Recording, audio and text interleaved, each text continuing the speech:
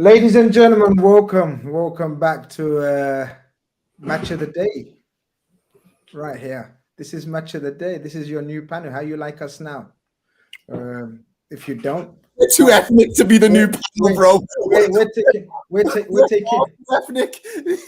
We're taking over Match of the Day. What are you gonna do, BBC? What are you gonna do? Right, listen, people. Welcome to another episode of Premier League Khanage. I believe it's episode 13. Not sure. If I'm wrong, I'm wrong, innit? What are you gonna do? Same thing. But welcome everyone. Big up, guys. Big up the man. Then people are already in the stream waiting. You already know. Joseph's in the stream. Like the stream as you enter. Big up the panel. This weekend's fixtures look straightforward, but in the Premier League, it never is. What we've been saying. Wild season. Big up Grizz Mighty Reds Cop Army is in there. Why you want to change your name? How do I change my name? How do I change my chat name, guys? I don't know. Why do you want to do that, man? I like Peter, man. YouTube settings or something, Peter. He's got to do it on YouTube, I think. Yeah. See, we're out here, people helping people in their personal issues as well, not just football issues. Hit up the likes, people. Smash the like up. Come on, guys. Yeah, you already know. I'm not gonna repeat that. You already know. Big up, lads. Smash the likes. Premier League Khanage. All about the Premier League on the weekend. What's been happening? Talking points, stories. Wow.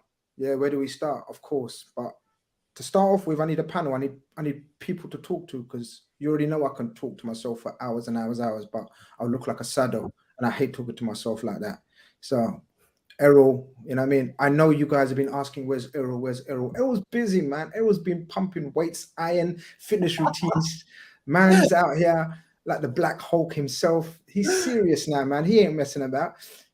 And of course, you guys see him on Redman TV doing the maddest watch-alongs. I'm gonna admit it. I only watch watch-alongs when Errol's on. Errol, big up yourself. What's going on? You go, bro. Thank you for that. Thank you. Man, good. I'm good. It's the end of the week. It's Friday. We've got a watch-along that people have asked for me to do in a way. I don't really do jump on the aways too often. I normally just jump on all the home watch-alongs. That's where you kind of schedule me. But doing up the away watch-along for Bournemouth tomorrow. So yeah, just again got that energy. Do you know what? The last 7 days, son? There's just been something about the last 7 days that's just been so beautiful in life. Little rise. Yeah. We're gonna get into that little rise. You know what I mean? Just when you know what, people should have killed us off when they had a chance. That's the problem. Innit? If you're gonna go for the, you gotta take off the head, bro. You just gotta dead it, and you didn't. We're the wrong team to give a little glimmer of hope to. We're the wrong team, because we already know. But yeah, we're gonna get into that. Mujit says, Grizz, what happened to Brown Monday today? I know Bob is in London. Yeah, listen, I'm so sorry. I forgot to put it on my stories. I was stuck today. I was so busy. I'm so sorry. Brown Monday will be back next week when all the full cast, all the full panel will be there. I'm an hour late. Oh, I get it. I should have gone live at 7. Yeah. Keep busting that. Listen, I'm gonna be honest with you. Keep trolling, keep busting that 7 joke until Sunday. After 7 days, because I promised, everyone's been saying, well, how long are you going to do this for? I said, I'm going to do it for 7 days, 7 weeks, 7 months, 7 years. What are you going to do? Until someone tops that, what are you going to do? Do you understand? Yeah, it's your right as a Liverpool fan, bro. You do that. Bro, I'm telling you, man, it's not a joke anymore. KJS says, what a lineup so far. Big up the panel already. Yeah, man, look. Welcome, Goonie, to the channel. First time. Long time been coming, but welcome to the channel, my bro. Hope you're doing and keeping well. Nah, man, I appreciate that. Thanks for having me on. I've been a fan of your stuff, Big Six, your own channel as well. So it's good to be here. Obviously, I've worked with Errol as well before. Big up yourself, Errol, and big up to everybody in the chat as well. Smash that like button, yeah. Smash the like button. Get the subs up if you're new as well. You get me? 100%. You already know, people, as you come in, house rules. Take off your shoes, smash the like button. Yeah, when you arrive upon entry, smash the like, subscribe if you haven't. And we're good to go, man. I'm going to have my brother Toby coming in. He's just finishing off in the gym and that. You understand? You know, I call him the darkest haggler, Marvin Hagler. You know what I mean? He's coming. He's coming through right now. You know what I mean? He's a bit angry, so he's taking out his anger in the gym these days. We already know why he's angry. But we're going to ask him some serious questions about his club today. We're not going to troll him too much. But Errol, I guess we start off with our trip, man. Yeah, it's been a glorious. Okay. Come back. Let me rein back.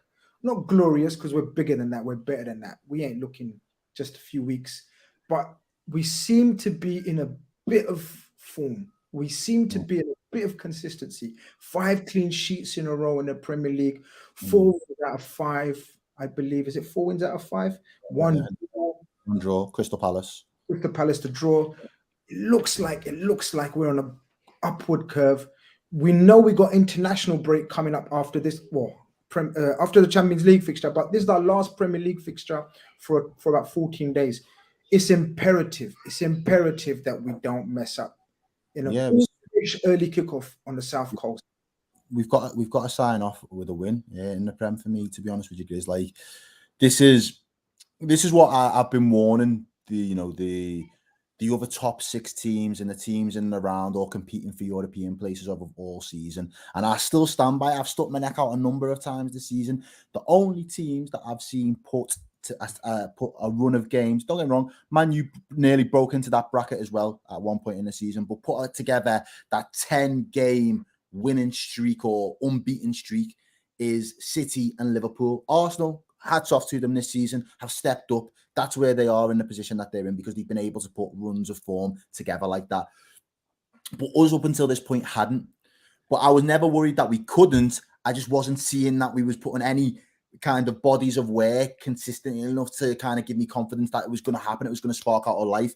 And this is at the point now where we're at that tipping point where I would start to be worried if I was other teams looking over my shoulder, because if Liverpool get that next one, that becomes 6 games unbeaten, and all of a sudden we're going to come back from that international break. We play Chelsea, we play Arsenal, we play City. Those are big games in itself, but we come back with that belief that if we can come through that unscathed without taking a loss, not to say we'll win, we can get 9 points out of those games, but if we don't lose, we should be firmly within the driving seat of securing top 4. And this is the warning that I've been saying to other teams. Liverpool are still that team. We can still be a team that gets 10, 12 games unbeaten, 15 games unbeaten. And that level of form is good enough for top 4. And I've been saying that since top 4 has been basically what our target's been to track down at the end of the day, because by November, we knew that we weren't going to be in a title race. But I knew knowing that in November is better than knowing it or needing to know it in January or February, because you now have got loads of time with loads of games to just put the results on the board that you need to put on the board. It doesn't matter what order that you do it in, just get the results on the board, and then come the back end of the season, when it's time to switch it on, you need to be the ones that are in the best position to do that. It looked like Tottenham were close to that position the other week, but even then their form's been a little bit shaky. Right now, we're considerably in and around the top 4. We're arguably, there it is there. So I was looking at this earlier, guys. I was looking at this earlier, guys, right? And Guni, you can step in as well here, right? I know, Can we see you? Oh no, you're there. You're there. You know, I'm a proper host, innit? I involved you. Yeah, I went down to up to 10th, 11th. So I see stick to our level, man. I have to appreciate it. But you know what I'm saying? But what Errol's saying as well is like, so over the years, right, in the Premier League, what we've tended to see is Man City and Liverpool, the only teams that go on this 10 to 15 game unbeaten run. This season's been wild. I don't think, apart from Arsenal, even Man City included, have gone on a run like that where there's not been a defeat involved. So, for example, even Man City, you look on it now, right? 1, 2, 3, 4, 5, 6 games. They lost the first game of the 6. They're unbeaten in 5. Liverpool as well, 6 games. But what we're seeing right now, right, is Man City and Liverpool are beginning to hit that kind of form and run. Not form in terms of playing, but in consistency in the results. Have you been shocked and surprised at the wild season that we're having? Or did you kind of anticipate it with the short preseason, the World Cup, all of that business? You expected it to be mad as this? Yeah, for several reasons. Because when I looked at Liverpool, because if we're going to just start off in the summer, what I felt you needed was quite similar to Chelsea at that time, and that was addressing your midfield. I thought that you were quite thin in depth there, and some of your midfielders are kind of getting on. And you ain't got the number 6 position locked down outside of Fabinho, which can be problematic if you're just relying on that sole player to do that role, because players get injuries, players get tired, and so on and so forth. So I did know that Liverpool perhaps wouldn't finish on as much points as they did last season, but what I didn't anticipate was how long you had been out of the top 4, and even till now that you are. But the thing is, like, you don't cry if it's spilt milk. Look, as you can see here, you're 3 points off top 4. The team above you are basically a joke team. They're not going to get top 4. They bottle it. It's in their DNA.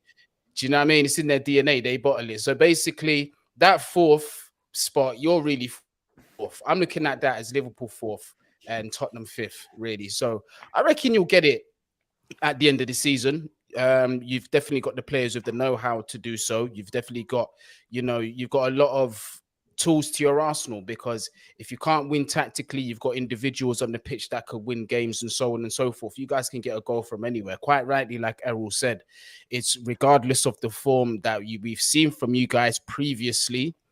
That doesn't matter now. You've picked up a run of wins. You've got players that are winners that have won every competition there is to win. So it wouldn't surprise me in the slightest if they were to creep into that top, well, not even creep into that top 4, finish comfortably in there.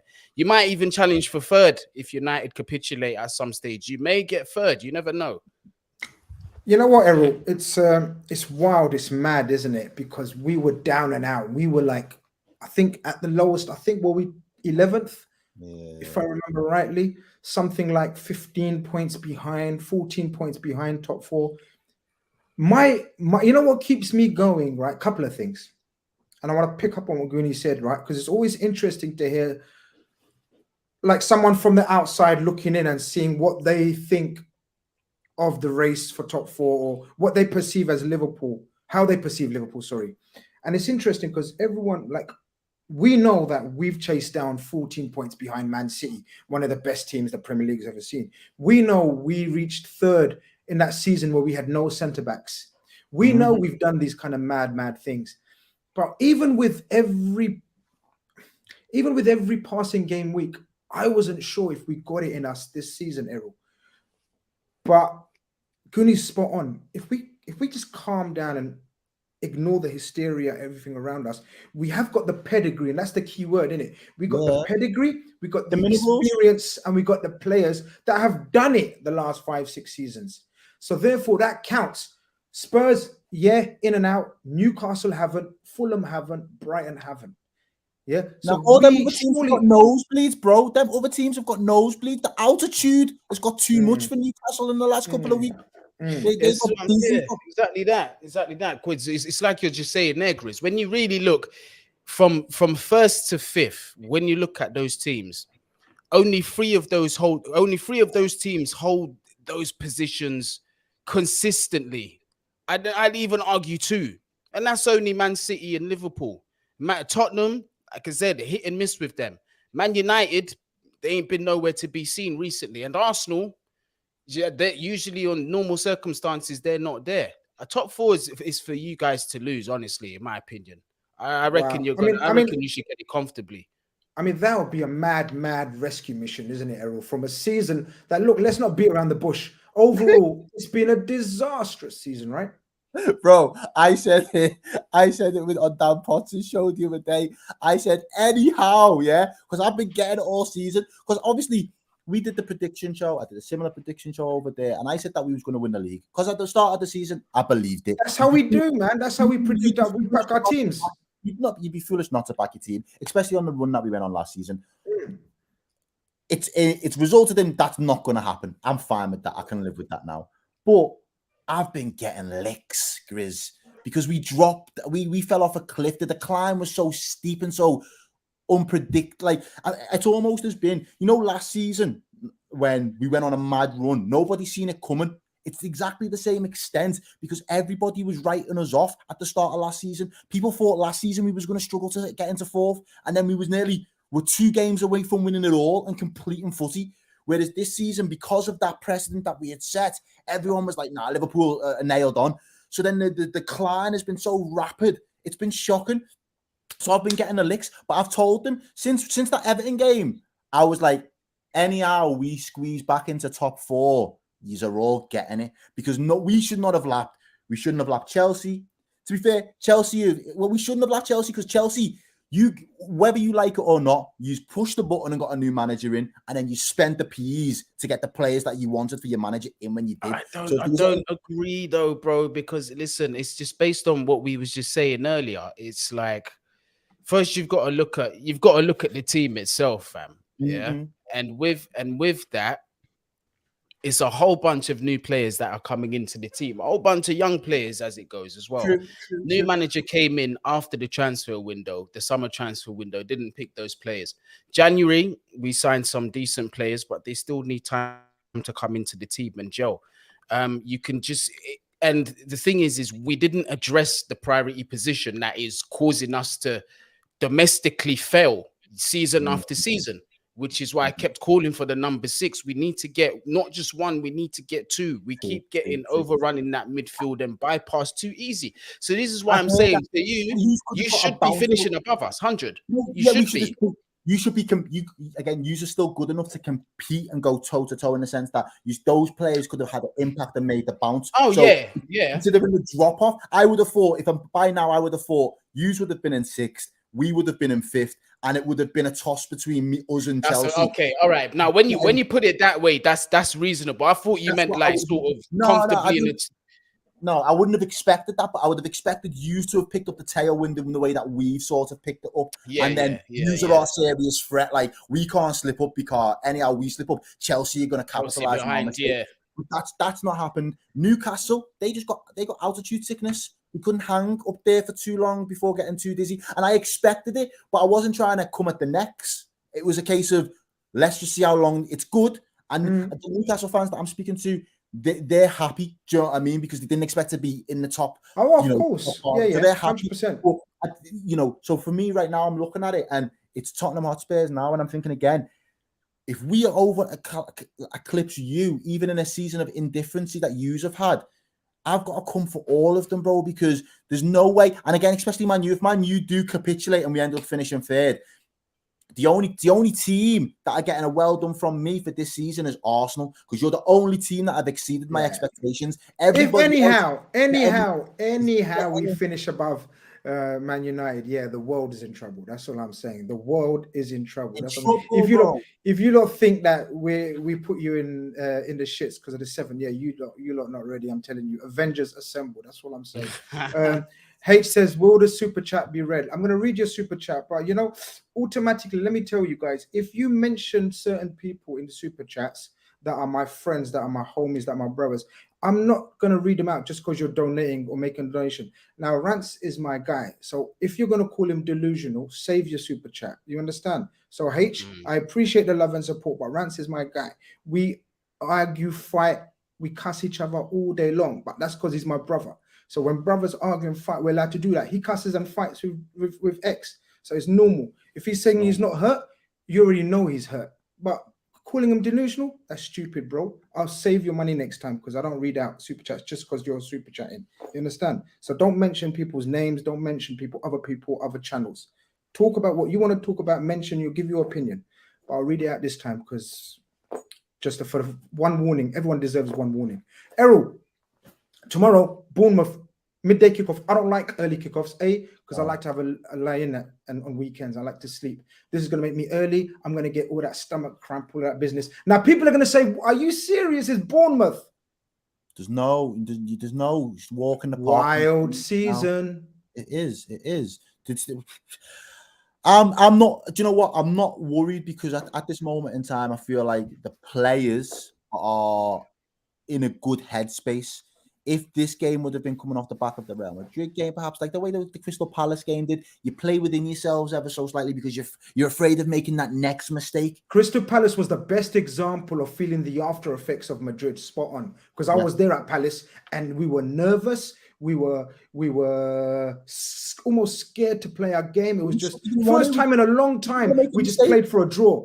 Yeah, we didn't want to make a mistake. And it's from a psychological perspective, that's understandable because you've got to understand on some level that that was a bruising. They done us bad. Do you get me? And like that is going to not, as a professional footballer, the same way, you know, Man U fans had to respond in the way that they responded last night because their professional pride has been hurt, it's been dented.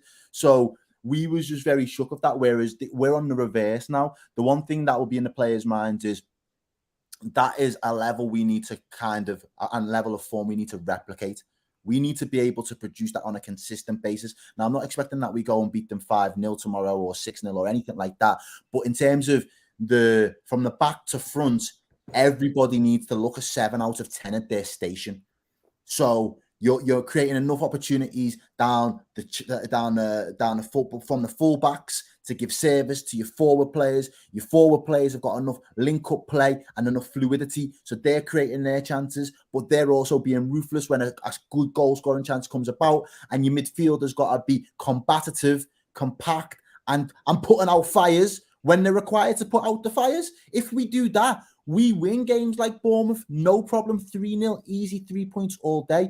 It's when you need to be on 9s out of 10s and 8 out of 10s, 9s out of 10s, and 10 out of 10s when you're coming up against Arsenal that are in form, or when you're coming up against Chelsea that can be a bogey team, or when you're coming up against City. Whereas at the moment, right now, we just need to be solid 7s across the board, and we see this job through. Anyhow, the level drops. That's when you give a team like Bournemouth the impetus, the motivation. Yeah, you give them any hope. Look. Our first task will be, because the atmosphere will be kicking. Bournemouth, you know how it is, man. South Coast, big team coming down there, small, compact ground. We need to don't give them any gifts like we have been giving previously. I know we've kept 5 clean sheets, but before that, every game, everyone, you already know, because I know, every game after 20 minutes, we're sitting there and saying, "Are you stupid, Liverpool? Are you stupid? Because are we doing stupid things? Are you dumb? What did you just do? That's a dumb thing that you done." We cut out the dumb stupidity and we're calm after that. Yeah, we're good. We're good, bro. Like literally, it's not been rocket science. I think Ibu has been a big factor in that. My guy, shout out Ibu. I think he is, and you know I'm a big fan, bro. You know I'm a big fan. But the reality is, he has been a real strong factor in the fact that Verge feels a lot more secure. Fabinho doesn't have to do as much running. And I don't know if you've noticed this tweak as well. Last couple of games, there's been quite a strong instruction for Trent to not be bombing as much. And it's been whoever's been dominating that left-hand side, that's been the outlet. So it was Simicas. Against, who was it, man? He was I can't remember now. Where we bust them up, man. Wolves at home. Wolves at home, yeah. Wolves, Simicas midweek done really well, and then Man U on the weekend with Robertson. And I think that little tweak as well. You missed that one tweak. There's another tweak. I thought you were going to mention that. We've been playing whoever's been playing the 2 has been playing the 3 in midfield, but the third one has always been Elliott or Henderson. Mm-hmm. It's more of a free role, but the 2. So the Wolves game was Bajcetic and Henderson, yeah, and it's Henderson and Fabinho have been playing pretty much as a double pivot. You notice that massive. Yeah. So those little tweaks have enabled us to have a little bit of a springboard to build our game on, because teams have been so. And again, this is something that we've been very critical about Klopp, of how predictable we've been. Yeah. When you watch us enough and you can see that those added elements have been changed, now we're starting to see output from the likes of Robbo contributing, Simicas contributed. That left-hand side where you hadn't been playing that many games, you know you're not going to get in down that side. So everyone focuses on the right-hand side. But now we've shored up that right-hand side because Ibu's in there. Fabinho's not having to run and do much over on that left-hand side. And Trent's not going that far up. So there's not the space to get in behind there either. So defensively, we look good.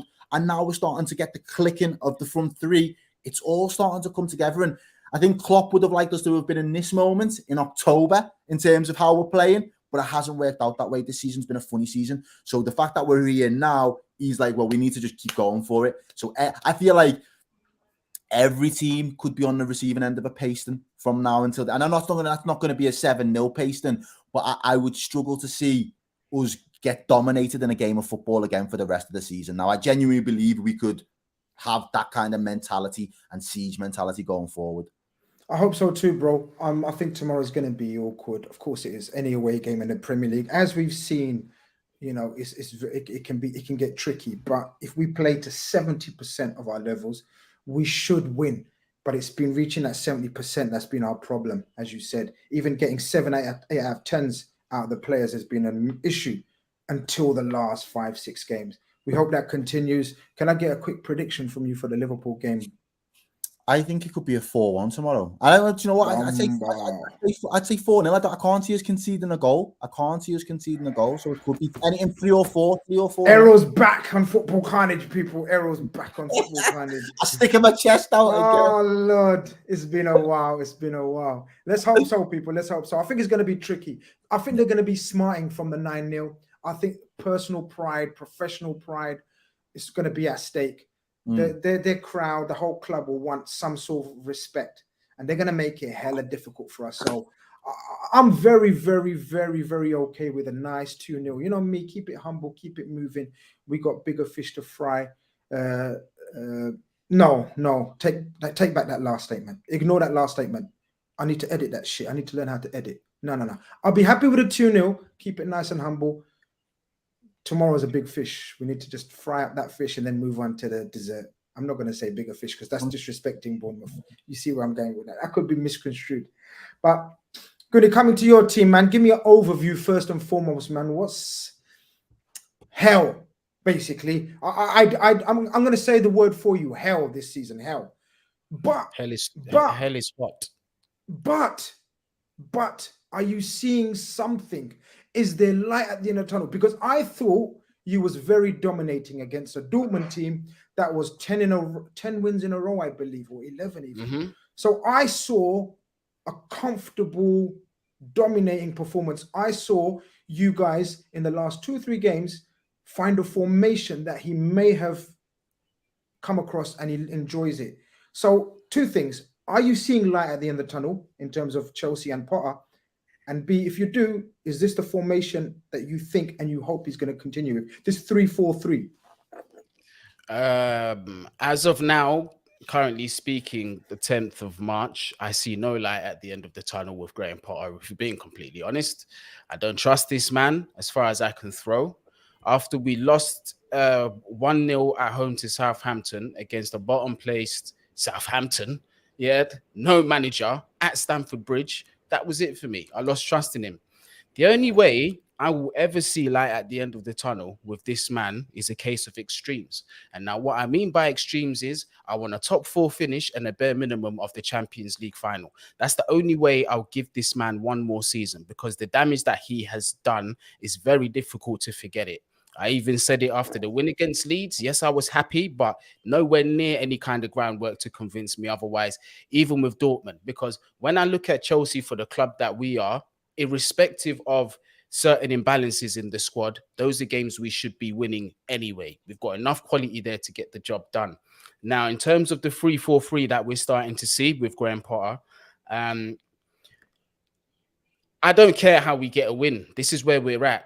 I don't care if it's Sean Dyche football. I don't care if it's Pep Guardiola football. I just want football that produces 3 points. It's shameless season right now. Any other Chelsea fan that wants something else to be lying to you. Our concern is 1, reaching the promised land of 40 points, and 2, just winning. Are you not running with that still? Are you, Errol? Are you hearing this? They're still running with this. We need to reach 40 points. Now, are we there yet?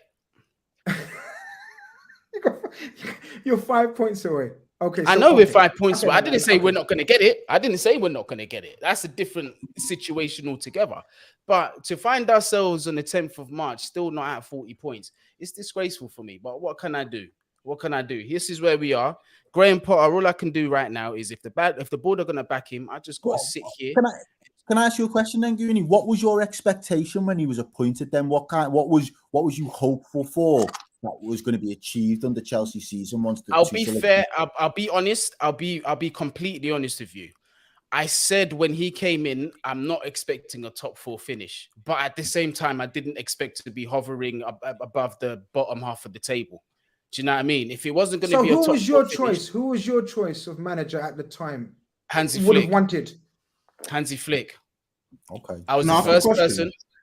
Can I ask a question? Why were you not expecting a top 4 finish when he first came in? Because he came in like September or October. No, there's so much of the season to play. This manager has won nothing. Swinging, as you can tell. I know, but we had to cut short. We had to cut. Do you know what happened? Basically, we had to cut short his gym session. So he's going to take blows on us. I know how he operates. So this is it. We have to game. No, Tobes is doing his Professor X thing. He's playing the mind games right about now. I can smell it, bro. Trust me. But no, it's a fair question. It's a fair question. With Graham Potter. Look, when he came in, I said this: the man's won nothing. He's not managed anybody that's really won anything of note like that. Any serial kind of winners. It's his first time in a big setup at a club. One thing I did understand and accept is that there was going to be an adjustment period, and in that adjustment period, it could be ugly. But you want the ugly to stop at some point and to see some kind of improvement. Yeah, you're not going to wait September, October, November, December, January, February. Now we're coming into March where we're seeing some form. That's 7 months. So this is what I'm saying. So after a certain period, it was like, no, the trust is gone. You're clearly not the man for the job, because to get to B, you got to cross A. You got to start at A first. And if A is not doing anything progressive in the league or whatever, we're just going to stagnate under this guy. So personally, look, I've just accepted this season is what it is. I hope the board at the end of it sit down and look at this as unacceptable, unless some kind of miracle happens. Like I said, if you somehow by some kind of judge get top 4 and win the Champions League or get into the final, then cool, we can talk. But outside of that, you have to go, bruv. I'm interested in that though, because I feel like you are about to fall into the Chelsea trap, if I'm completely honest with you. And when I say by Chelsea trap, it means it's like we have a manager for however long. If it doesn't work, we dash the manager, we buy new players, we get a new manager in, and we go again. And that seems to be like the perpetual cycle that Chelsea Football Club has done under the Roman Abramovich era. I agree. I'm sorry to cut you off. I agree. However, there's a massive caveat here that I've accepted for this one time to be the exception to the rule. Todd Bowley was the man. To be the exception is my point, really. Hold on. Todd Bowley is the man that selected Graham Potter, not the director of football or the technical director who were appointed afterwards. Now, you see, based on that and based on Todd Bowley's footballing experience, which is down to nothing, I'm even willing to accept, Todd, if you come out now and put your hands up and say, all right, guys, I fucked up. I pulled the trigger a little bit. I wanted to do something special and it didn't work. I'm going to leave it to the pros to pick the manager this time, and that's it. Once Christopher Vival, who's our technical director, makes his selection, that's when I'm going to be like long-term now. Okay. Because now the guy that you've hired to make the footballing decisions has made that decision. I want to see long-term. That's who we're supposed to back. When it comes to decisions on the pitch, we're not supposed to back Todd. It's Vival, because he's the guy with the brains. That's what he was hired for. So I don't really look to... Gone? I was going to say that the whole purpose of the new owner speaking and the way you're going to operate was supposed to be none of this revolving doors. Players, managers, short-term. Can't fix the problem in 3 months? No problem. You're done. Next man. You can't do it? No problem. 5-6 players every window. When is it going to circle down? Like, when are you going to hope to expect to have some stability from top to bottom? Or are you as fans okay with it as long as there's trophies every other season? Because you are a trophy-winning team, a club, sorry. You are a trophy-winning club. You sack, you revolve, you spend players and money. You don't give a shit, though, because you always win a Champions League, mate. Well, I know you've only won one, but you know what I mean. Premier League every couple of seasons. Chelsea like that. Chelsea are like that fuck boy though that just rinses all the beds though, bro, and on the bed notch, on the bed notch, on the bed notch. No, and when they get to a certain, they're just not happy because it's been empty. The entire thing has been empty and it's been a lie. Do you get me? Like they see Liverpool all happy, married with Kloppo, and just, you know, they still get the trophies along the way. You can see Man City somehow, some way in it. They want that happily married life, but they're not doing nothing about it. They're still reckless in their own lives. They're a bachelor, bro. They're a bachelor. They're living it up. Yeah, they're reckless. But eventually, do you want that? Because a lot of Chelsea fans I speak to say we don't care. We just want trophies, and if it mashes up people's reputations, players fighting, internal disputes, owners, we don't care. For me, it's a bit of a conflated question, because to get those trophies in football now, and I feel projection in the next 5 to 10 years, you have to have a foundation of stability. The revolving doors isn't going to work anymore. So that's one.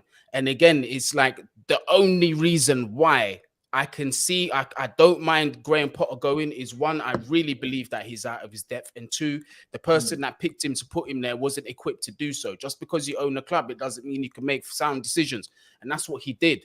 But it's like I said, if Vivel was to turn around and say, okay, cool, we'll try and buy Hansi Flick out of a contract if there's interest on his side or something like that, yeah, or some kind of somebody he feels that will work with this team, then I'll say, yeah, give it time. If it means, if you're going to tell me we're not going to chase the title for another season, right, I want a very good reason as to why that is. If that's not the case, why is this not the case? And where am I going to see tangible improvement? That's what I wanted this season. That's what I wanted this season. That's where my understanding was. But we've massively underdelivered. I think the most difficult thing with the Chelsea situation is Graham Potter has done such a bad job that it's making Chelsea fans lose any patience that they were willing to give towards a new look Chelsea. That's the problem. So, like, Goonie's right. Like, most teams now, they want to build over a long period of time. And I'm using examples, right? And I'm not trying to say they're on the same level, but using Liverpool as an example, right? Jurgen Klopp inherited a terrible squad and finished 8th in his first season, but Jurgen Klopp got to 2 cup finals. You could see that Liverpool were on an upward trajectory by the end of that season, despite the table telling you otherwise. But Tobes, that's not a comparison, because Jurgen Klopp had gone into Liverpool with a CV. No, but I'm just making many. Even Arteta at Arsenal, right? Arteta at Arsenal, he could have been sacked 2-3 times over, but in his first actual season at Arsenal, his first season when he came in, right, he got them an FA Cup within 6 months, and he got them better league performances than they had done under Emery, right? So on top of that, do you know what I think on top of that? Because of what the manager before Potter had done and achieved, it makes Potter look even worse. Yeah. And I think that definitely doesn't help. But I just feel like Graham Potter hasn't really given Chelsea fans anything to cling on to work with. Show us something. Exactly. We're not getting as many wins as Thomas Tuchel, but you know what? The football's better. We're not getting maybe we are getting more wins than Thomas Tuchel, but maybe the football's not that great. But we're winning. We're getting more matches. Oh, the defense is rock solid. The attack is cohesive. The midfield strong. Do you get what I'm saying? There's nothing. I was telling Goody before you came, I'm seeing something in the last couple of performances. Maybe the result. I know it's only 2-1 performances. I know it's only. Say again. The Dortmund one, definitely. Yeah. So look, we obviously it's a big whole debate about Chelsea and whatnot. But tomorrow, Leicester. How are you feeling about Leicester City? Is it Leicester City you got in it? We got Leicester at the King Power tomorrow. Yeah. King Power. How are you feeling? Give us a prediction for tomorrow. Because they're not in good form. They're back of 3 losses. They're not, and they're 2 or 3 points above the drop zone as well, which is what concerns me, because you're now playing against the team that are legitimately playing for their lives. We should be playing for our lives, but if we look at it as a matter of fact, although we're 10th in this shit, we're safe, bro. We're not getting Champions League. We're not winning the league. I don't know if they're going to try and chase for Europa positions. So for me, it's like, what incentive is there for this team and for this manager outside of the Champions League? That's a different story altogether. But going into the game tomorrow, I'm confident of a win for the first time in ages. I'm confident of a win. And I'm not saying an emphatic one. I think we'll come away with like a 2-1 or something. I'm feeling that too. I'm not going to lie. I think, look, been taking a mick out of Chelsea for 7 weeks. But yeah, Leicester City are not in a good place, man. And I think this 3-4-3 that he's come across, as long as you've got the 2 fullbacks. Now, I know Reece James is out tomorrow, so that could be another hindrance back to what's your plan B? because you ain't got no one else who can play that wing back like Reece James can. So that's another issue. Oh, I know you got that fullback coming in next season, so he might have to readjust the formation again, which don't help. He'll just put Loftus-Cheek as the right wing back. Yeah. It's not your best choice. It's not, but don't start me and Tobes on Cheeks, man. Don't start us off on Cheeks. But listen, I'm gonna Tobes. We got a run in a minute. Obviously, you're mute anyway. But I want to play something for Toby, and then we're gonna get his opinion on a couple of things. I was actually saying calma. Sou profissional, trabalho também todo dia e quero jogar, velho. Falta minuto, falta tempo. Essa temporada tá, desculpa a palavra, mas tá sendo uma merda porque sou profissional, trabalho também todo dia e quero jogar, velho. Falta minuto, falta tempo. Essa temporada tá, desculpa a palavra, mas. So we heard what he's got to say, yeah. Yep. Can we hear what? 1 second. And now I want to show you what your manager replied to that. Yep. All right. So we heard that. This is an uncomfortable conversation. Technology in it, Toast. All right. Let's start again. I watched the interview of Richarlison. Yeah. He didn't criticize me. He said my season is a and that's right, because his season is not good, because he had a lot of injuries. He started well with us. He had an injuries in Champions League. Then he went in a World Cup, and they missed to win the World Cup, and he had another injuries, serious. He come back and he stayed 1 month out, and then another injuries. He scored 0 goal with us, only 2 goals in Champions League. I think that the guys was really honest to tell that his season is not good. But his season, our season has not still finished, and he has the time to recover. And if he check this bit to play, and I'll give him the opportunity. Otherwise, we'll play another player. What? I didn't get that last bit. What did he say? He's gonna get. There's still time in the season to go, and if he's good enough, I'll give him a chance to play. Otherwise, I'll just play another player in his position. I think I didn't see that. I didn't see that last bit. You know. There you go. So I think there's issues there. Now we're not going to get into the whole Spurs thing. We've rinsed that. We've rinsed all of that. We know where you stand. We know very much what you think. I just want you to talk upon the incident today over this particular interviews that were given to both of them. So Richarlison comes out and says it's a shit season. Do you think Richarlison was having a go at Conte? Because I think he was. He definitely was. And then Conte's response was cold-blooded. That was Jose Mourinho shit right there. Or are you falling for what Conte said to that? He didn't cuss me. He cussed himself. No, I definitely think Richarlison was criticizing Conte, and I think Conte is just the master of deflection. When Conte is in a bad situation, he deflects. That's just what he does. I think when I listened and read, in fact, I read the full Richarlison transcript, and he was criticizing himself and Conte, right? He was saying he doesn't think he's played well enough this season. He thinks that the money that Spurs paid for him, he's not justified it. He's had a lot of injuries, but he doesn't want to use that as an excuse. He wants to improve. But then he also said that Antonio Conte hasn't played him. He said that Conte told him one thing, said he's going to run some tests, he's going to start on the Champions League, and then he didn't start, and Conte didn't give him a reason for why he didn't start, right? So does he have to give him a reason? Absolutely. Guys, you can jump in. Can I ask a question then? Can I ask this question instead? Do you think psychologically, in Richarlison's head, they just paid a bag of money for me, whether I'm match fit or I'm fit or indifferent? If I say I'm available, I'm expecting to play. Do you think he's got that arrogance to believe that for himself? I don't think so. I do think that him taking that interview is a little bit selfish and arrogant from his perspective. But I also think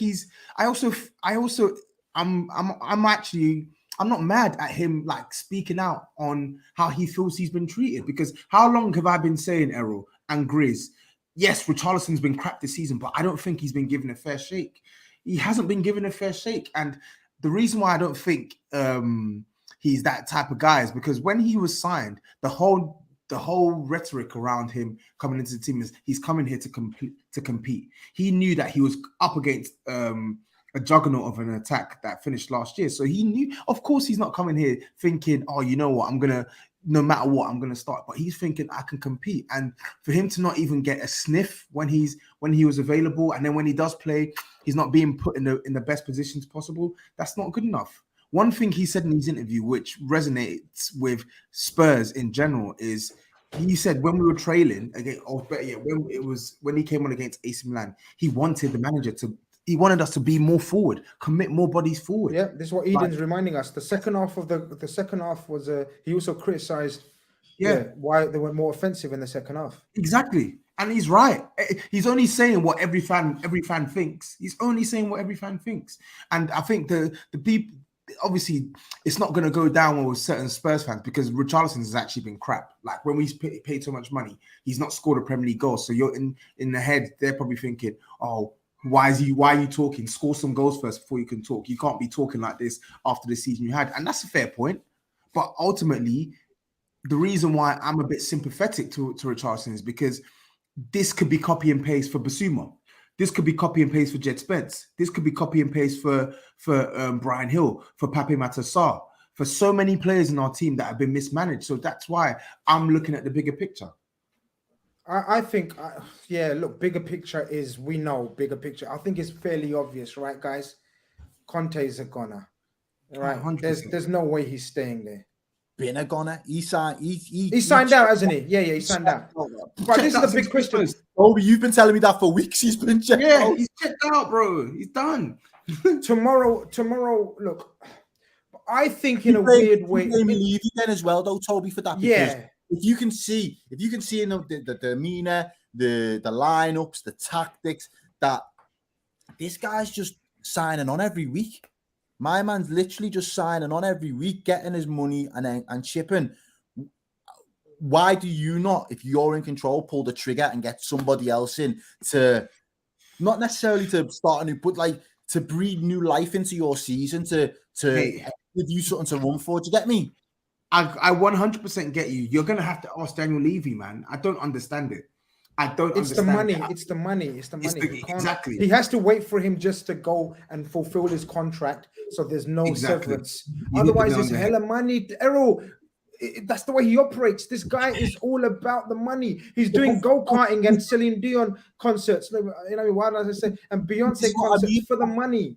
But Grizz, and I get that, and I appreciate the money aspect of things, and you're 100% spot on. You acknowledge the money, but isn't there also a financial consequence to not hitting your league targets as well? Spurs' league target never to win the league. Spurs' league target would have been to finish in the top 4 or at worst get Europa League. But if they jeopardize that because they make poor managerial decisions throughout the season, you're gonna lose a bag of money no matter which way you drop the ball.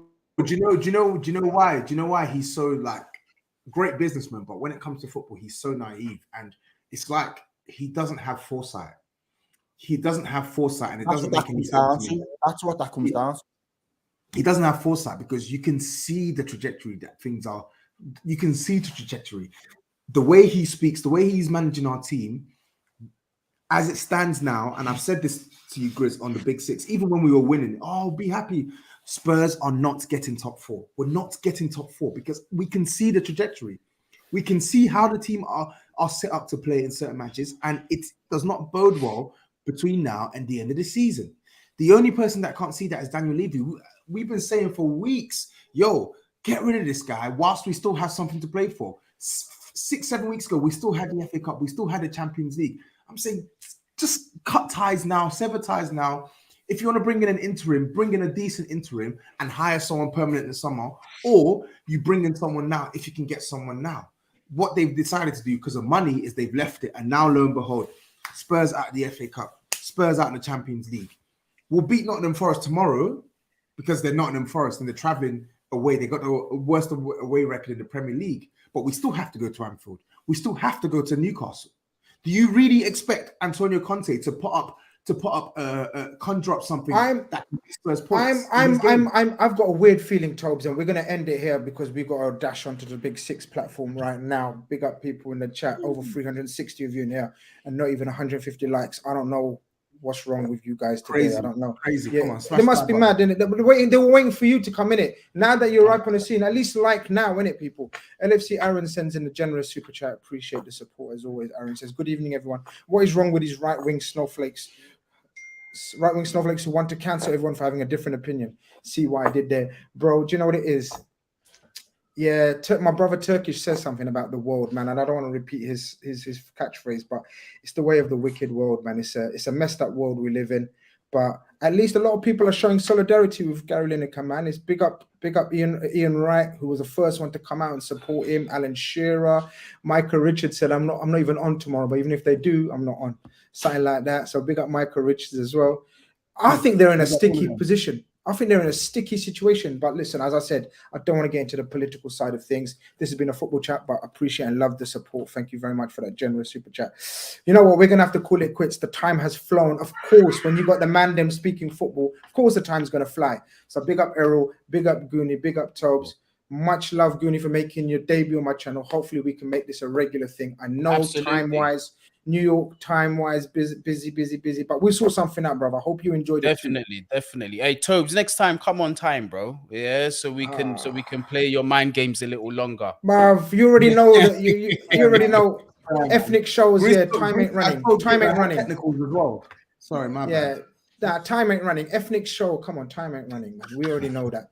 All right, listen, people, we got a jet because we got another show that we're going to be late to. We get shouted at. Peace out, love, tranquility on the earth. Big up. Safe.